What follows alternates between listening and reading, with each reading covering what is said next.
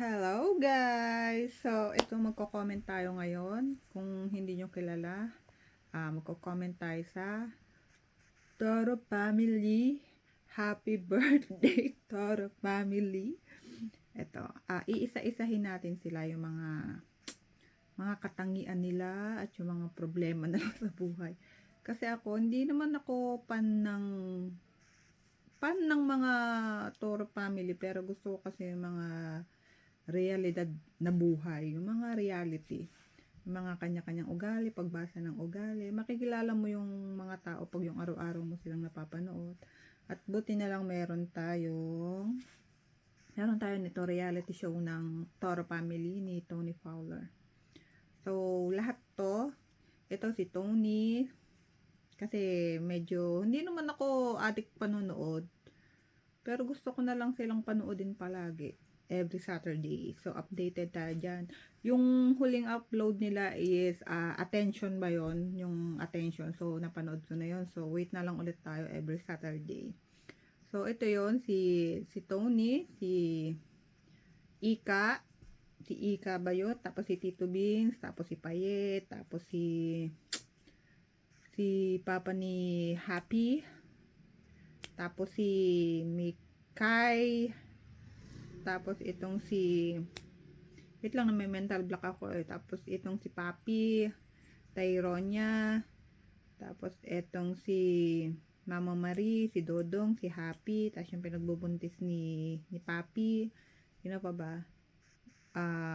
Papa Odi,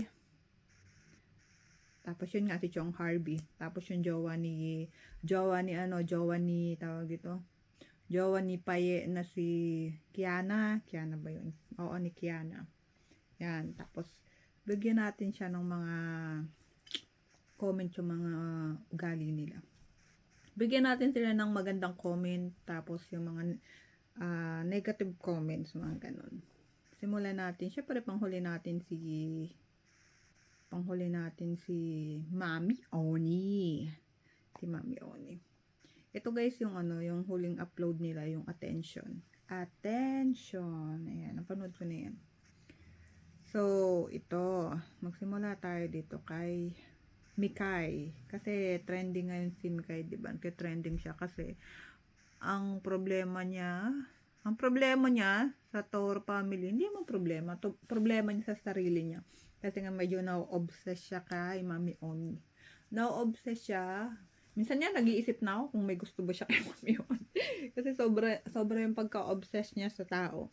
Siguro dahil ngayon lang ulit sila nagkasama ng maayos. Kasi dati medyo hindi sila okay eh. Kumbaga magkasama sila pero hindi sila okay. Alam niyo yung parang walang banding. Ngayon kasi nabubuo yung banding sa kanila.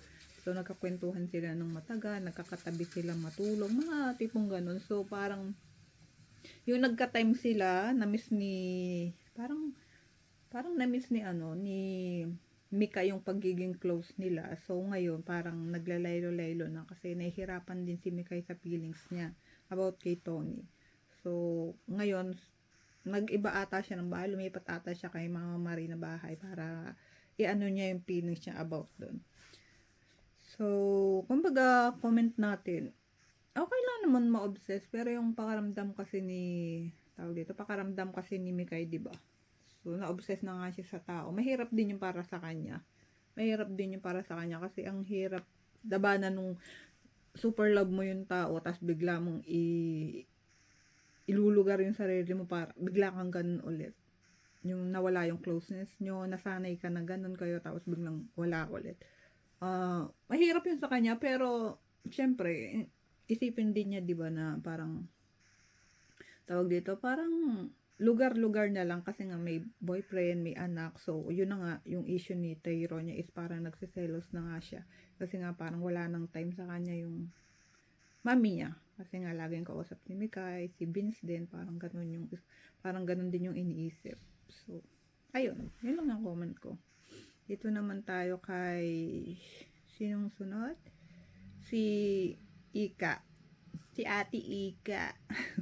Si Ate Ika, hindi ko to masyadong na sa video eh. Kasi wala naman sa kanyang problema. Napakahinhin ng batang to. Saka masipag mag-aral.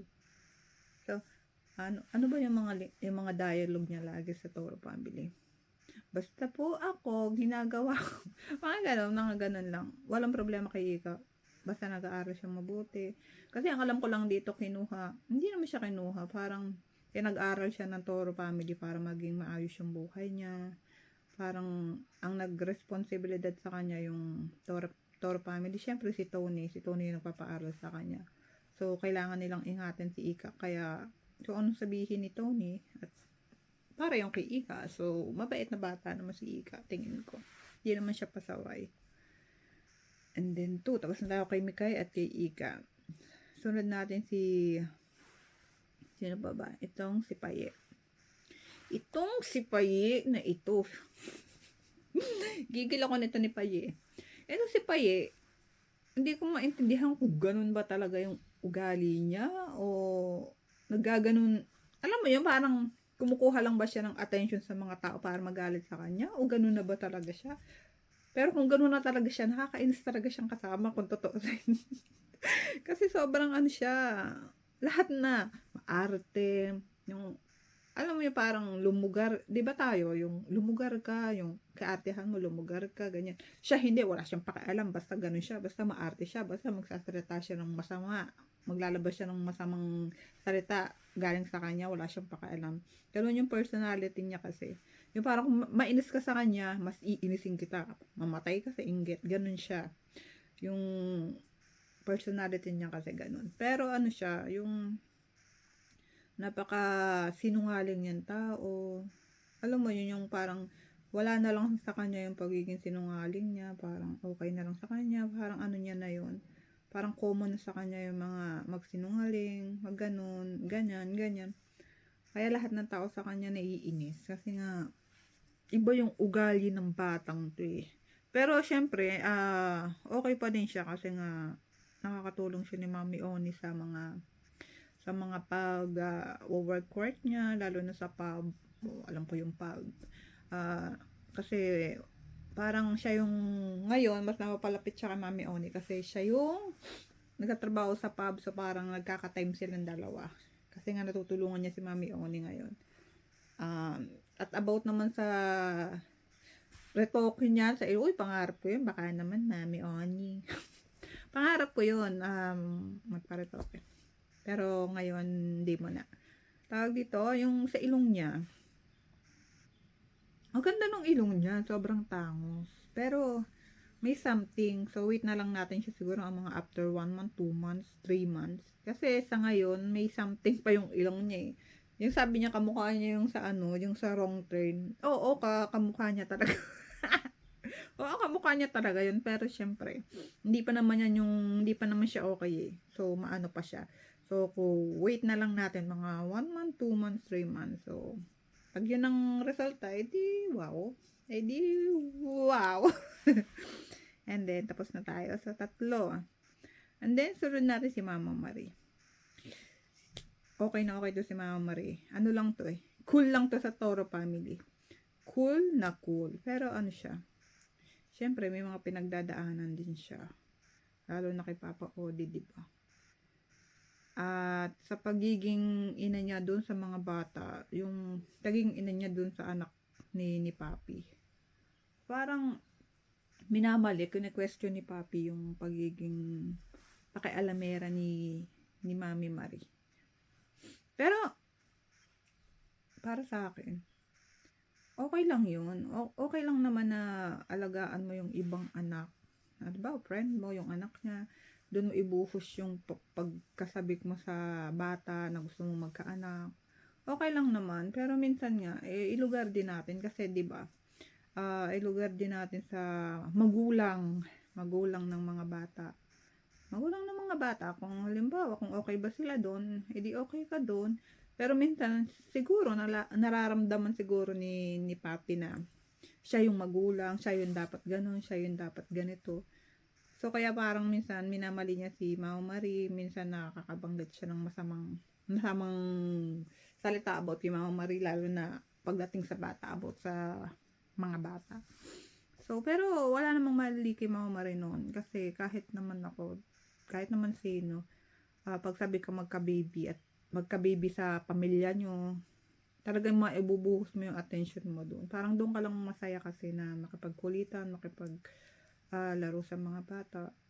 So, wala namang mali. Siguro may mali naman doon, konti lang. Na big deal lang, lalo na nagkagulo sila, 'di ba? So, yun nga. And then ito para kay Papi, para naman kay Papi. Ayun nga, buntis na naman tayo. Sipag ah. Hindi, I mean, uh, siguro yung pagiging ina niya, nasanay kasi siguro si Mami Marie, Mami Tony, na simula kay dito sa una niyang anak na si Ham, kay Hampia, inaalagaan, ni-spoiled ng mga, hindi naman spoiled, hindi naman siya spoiled. I mean, yung pagiging spoiled sa attention, siguro hindi nila pinababayaan si anak ni Papi, si Hampia. Kasi wala namang problema talaga kung may mag-alaga ng anak mo. Okay lang, masarap naman sa piling bilang magulang ngayon. Hindi ako magulang, pero alam ko masarap yun sa piling ng magulang na may nag-aalaga ng anak mo. Pero minsan nga, dumarating siguro siya sa part na nai-stress siya kasi buntis pa siya. Basta yung sinasabi niya na nai-stress siya, gusto niya ng parang buwabalik sa isip niya yung gusto niya siya yung mag-alaga sa mga bata. Siguro, nawala yun sa kanya simula nung may nag-alaga. And then, parang hinahanap-hanap niya yun. Ngayon, parang nagkaka-issue, naiisumbat. Naiisumbat niya sa mga tao na hindi naman intention na agawan yung mga bata. Naiisumbat niya yun. Yung mga ganung bagay. Kasi hindi niya na nagagawa. Pero mali yung isumbat mo sa ibang tao na may masabi kang masama. Although magpasalamat na lang tayo kasi may nag-aalaga sa anak natin. Kung sa anak mo may nag-aalaga, thankful ka na lang din kasi ang sarap sa piling nung may nag-aalaga sa mga anak mo. Siguro kahit naman gano'n na may mag-aalaga sa mga anak mo, hindi naman nawawala yung pagkananay mo. Kaya ganun, kaya siguro nagkakagulo minsan kasi nga hindi sila nagkakaintindihan bawat isa. Pero alam ko to si Papi kasi matapang kasi to eh. Kung ako nasa point niya, medyo magdadamdam din ako kasi syempre anak ko yun. Kailangan ako yung katabi ng matulog, kailangan pagising nun ako yung gusto ko makitang magising, ako yung mo yun, yung pakaramdam na ina ka, gusto mo ikaw lahat. Pero dahil may ibang tao kang kasama na gusto mag-concern sa anak mo, nababaling dun yung time nila ng mga anak mo, halip na sa'yo.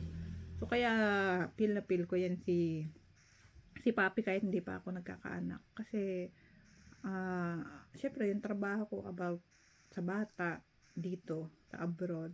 And then, sa Pilipinas naman, yung mga anak ng kapatid ko, ako nag-alaga. Kumbaga, hands-on ako. So, naintindihan ko si Mama Marie kasi naging hands-on siya sa anak ni Papi. And then si Papi, naintindihan ko din. So, ganun lang, intindihin. Intindihin natin sila kung ano yung mga pinagdadaanan nila sa buhay. And then si Tyrone niya, namulat siya sa maagang realidad alam mo yung mga realidad sa mga issue, yung mga ganan. Yung bata pa siya, mga hinaharap niya na yung mga ganyang issue, mga ganyang problema sa mami niya. Pero at least ako, hanga ako sa pagpapalaki ni Tony dito. Kasi napaka galing niyang mag-advise sa mga tao, lalo na sa anak niya. Never din nawala yung po, kahit ilang taon na si Tyrone niya. Kasi maganda yung behaviors na binigay ni Tony para kay Tyrone niya.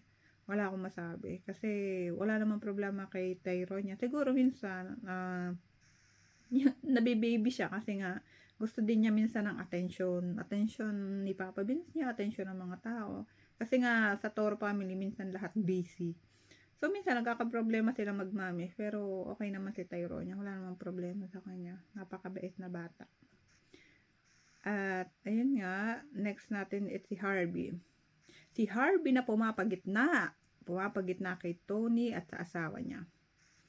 Mahirap din yung sitwasyon ni Harvey ha, kasi pag nag-away yung dalawa, sa gitna ka lang, hindi ka pwedeng kumampi sa asawa mo, hindi ka pwedeng kumampi kay Tony.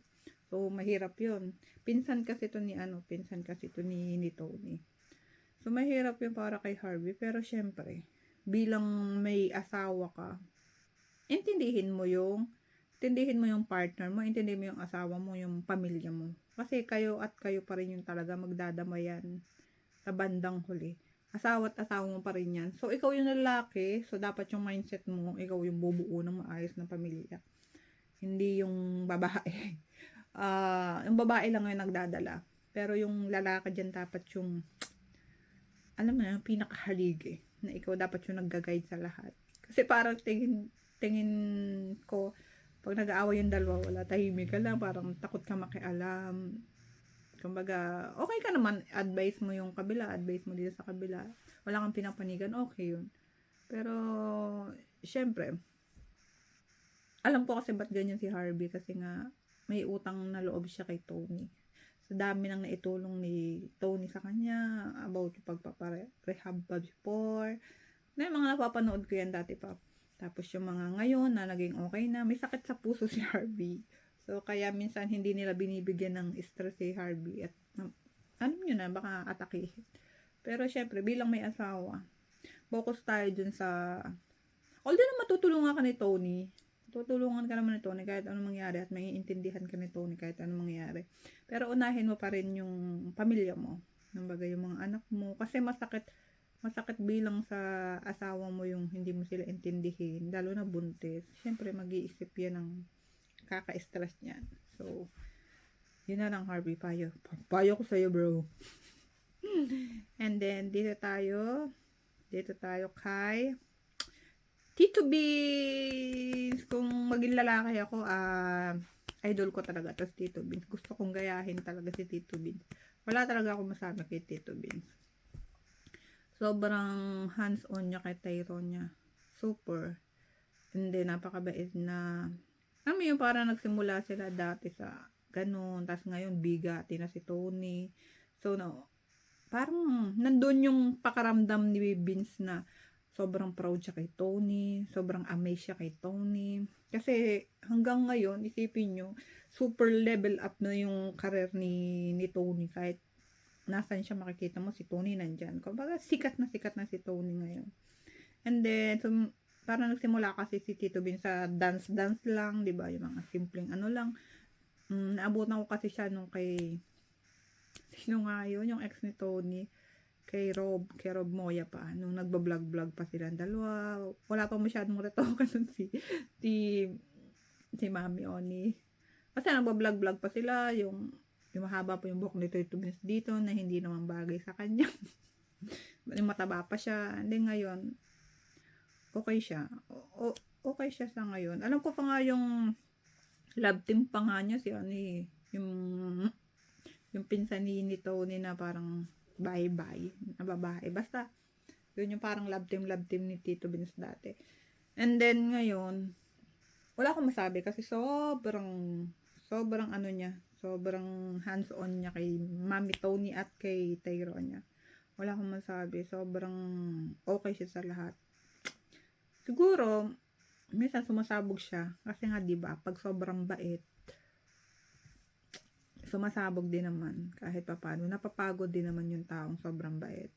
And ito si Tito Vince kasi, mahirap to pag yung napuno. Ito yung mga taong mahirap. Ito si Tito Vince. Ito yung mga tipong tao na mahirap pag napuno, pag sumabog yung, pag nagalit. Kasi pag nagalit yung boog, yung sobrang kikim-kiming dito, tapos iiyak na lang, tapos habang, alam mo yung sabay ng sama ng loob, pag nagsasalita, umiiyak na lang. Kasi alam ko na parang yung mababait, tinitiis niya muna lahat. And then pag napuno, hindi pa rin iimik, titiisin pa rin. And then, pag sumabog na, saka magsasalita, and then yung emotion niya, iiyak siya. Kasi nga, sumabog na siya. Ganon yung parang personality ni Tito Vince. Pero, kasi sabi dati, wala daw karapatan si Tito Vince kay Tyrone niya. Kahit saan, walang karapatan kasi hindi anak. Pero, yung pagpapakatatay ni Vince kay Tyrone niya, walang ibang hihigit nun sa naging partner ni Tony, di ba? Kumbaga, kahit sino hindi kayang gawin yung ginagawa ni Tito Vince para kay Tyronia. Walang kahit na sino na mag-iintindi, magiging hands-on sa ina at anak ni Tony, di ba? Sa kanilang dalawa. Sobra, parang ginagawa niya na lang yung best niya para ma-prove sa sarili at kay Tony at dun sa bata na okay siya, na karapat dapat siya, diba? Pero may karapatan siya.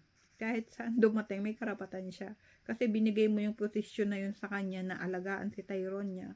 Na pagsilbihan si Tyronia na alagaan ka. Although hindi mo sinabi na alagaan ka, si Tony.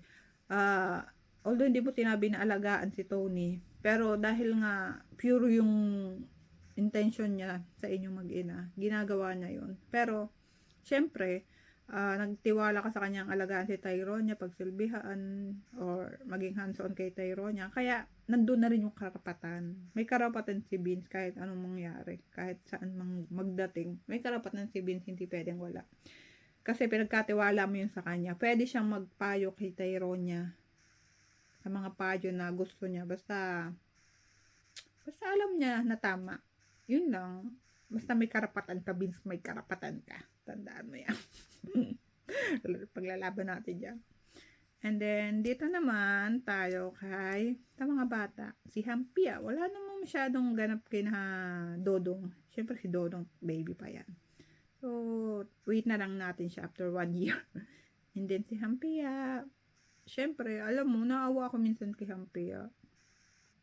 Kasi syempre, pag nag-awa yung mama niya, tapos yung family, parang wala siyang wala siyang alam sa mga nangyayari.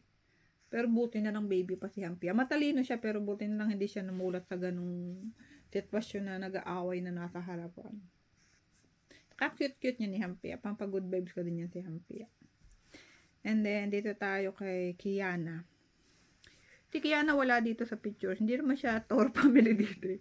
Wala siya dito sa picture, dito sa pulang nila. Si Kiana, although support tayo sa LGBT, kasi LGBT din ako eh. Si Kiana, naman, yun ang ganap niya. Pero ako, advice ko lang din kay Kiana, mag-aral ka. tama ang Toro family, mag-aral ka hanggat may nagpapaaral sa'yo. Kasi iba kasi pag edukasyon na yung pinag-usapan. Kahit saan kasi madadala mo yun. Madadala mo yung pinag-aralan mo kahit saan ka pumunta. So, huwag mo sayangan yung oras. Kung ako nga gusto ko mag-aral, pero syempre, late na. Kumbaga, nangihinayang na ako sa oras kasi medyo may edad na tayo, so parang nakakatamad nang bumalik sa ganun, lalo na may trabaho, lalo na maraming inaayos. Ikaw na bata ka pa, ikaw na wala namang masyadong ginagawa, mag-focus ka muna mag-aral, lalo na sa part ng daddy mo, diba? Magulang kasi sila. Kahit anong mangyari, sila pa rin yung masusunod sa buhay mo. Although na may buhay ka na para sa'yo, pero magulang mo sila. Gusto nila na makinig ka sa magulang na kung ano yung sinabi nila, tama yun para sa'yo. Tulad niyan, gusto kong pag-aralin. So, mag-aral ka muna kasi yun yung gusto nila. Kasi para din naman sa'yo yun. Wala namang masama sa pinag-aaral. Kahit saan tayo dumating, wala namang masama dun. Siguro, depende na lang yun sa tao kung ayaw mo. Kung ayaw mo silang sundin or what, and then bandang huli magsisisi ka pag na-broken ka kay Paye, sasabihin mo, sana nag-aral na lang ako, sana tinuloy ko na lang yung sinabi ng papa ko na ganito, na ganyan. So nasa huli yung pagsisisi, pero pwede mo naman siyang isabay habang kayo ni Paye, mag-aral ka, and then support ka naman niya. Saka huwag masyadong maging maarte sa Toro family. Hindi ka niya baby, huwag ka iyak-iyak, tomboy tayo, alalahanin mo, lalaki tayo. Pero malaki pa yung sayo sa akin, Inggit ako dyan, diet din, kaya na, okay? And then mag-aral mabuti. At syempre, kay Papa Odi. Hindi ko pa nababanggit si Papa Odi.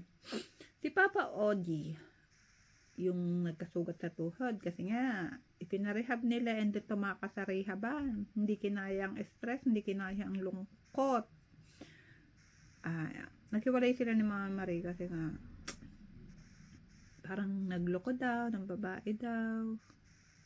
May si Papa Odi kasi is para siyang may anger issue na mabilis siyang magalit. Hindi niya makontrol yung sarili niya.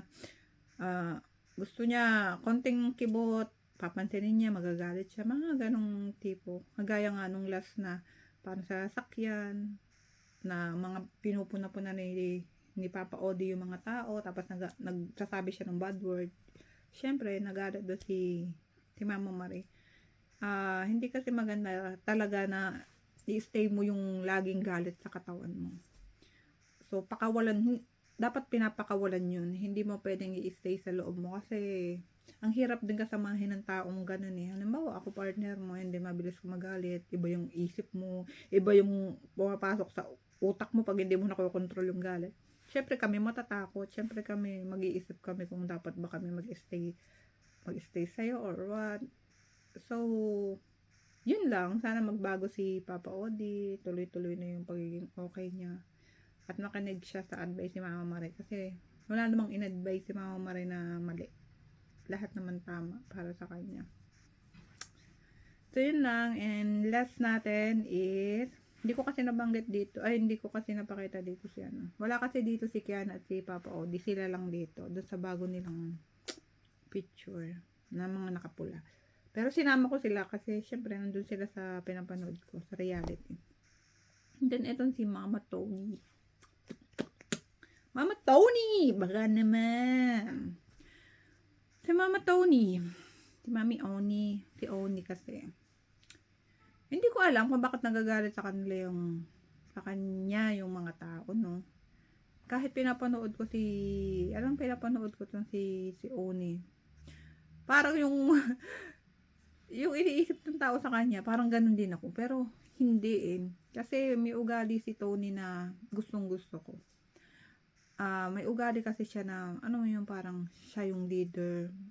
Ang tapang niya pagdating sa pamilya. Siya yung gumagabay sa lahat. Pero yung iba, parang hindi naman siya sinusuklian. So, napaka hands-on niya sa mga taong nakapaligid sa kanya. Saka gustong gusto ko yung personality niya na pagka-advise sa tao.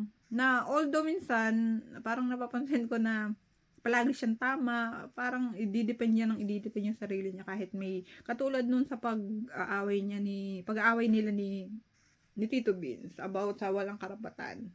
So, mali yun para kay Tito Beans. Although mali si Mami Tony doon, kasi nga, syempre may karapatan naman si Tito Beans. Pero, gusto ko kasi sa personality niya, trabaho siya ng trabaho, bibigyan niya yung gusto ng mga nakapaligid sa kanya. Napakabait niyang tao. Mabait siya sa paligid niya, sa pamilya niya, sa pag-a-advise.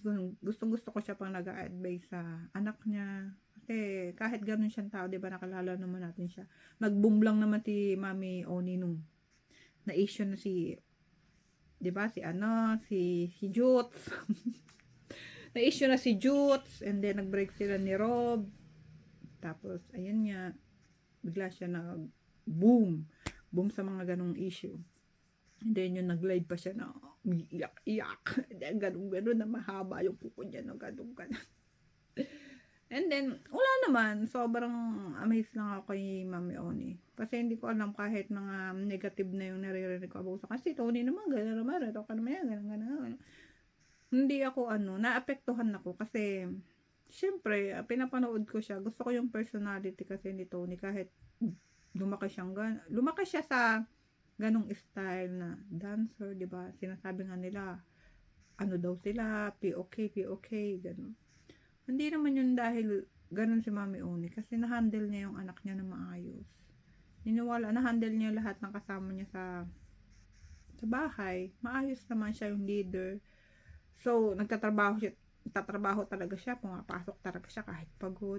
Sobrang stress, nagkakasakit siya pero wala siyang narinig. And then, pag minaramdaman siya na parang kakalungkot niya, mananahimik na lang siya. Hindi na siya magsasalita para huwag na lumaki yung problema. So, gusto ko yung personality ni Mami Oni. Hindi ko alam, pero Although alam ko na talagang okay si Mami Oni na siguro yung ano niya, yung panlabas niya is ganun. Pero yung kalooban niya, iba yung kalooban niya. Sobrang natatouch ako dun sa mga nakikita ko sa mga video niya. Kung paano siya mag-handle ng pamilya, paano siya mag-handle ng anak, paano siya magtrabaho, paano siya maging breadwinner. Ganon.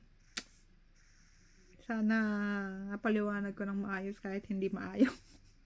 Yun lang, hindi naman ako fan ng Toro Family pero updated ako. Siguro kung may fan ako kay Tony, syempre. Gusto ko rin naman makita si Tony kasi parang minsan gusto ko rin siyang makita or what. Gusto ko din mapansin niya ako. Pero yun lang, nag-video ako kasi gusto kong sabihin na nanood na ako ng last update nila. Ang title is Attention. Yung panoorin niyo po yung Attention na upload nila. Every Saturday po yan. Huwag kayong a-absent kasi attendance check palagi ako dito. So, ayun lang. Happy birthday, Toro Family. Toro Family. Toro Family. Bye-bye!